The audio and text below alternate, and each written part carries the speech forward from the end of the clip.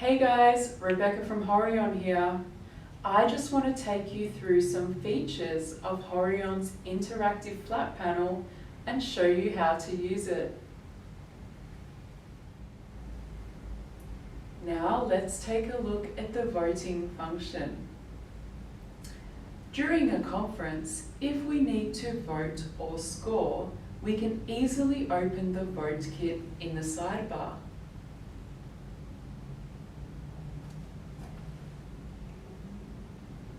We can set the number of participants and enable them to be anonymous. The participants scan the QR code to join the vote.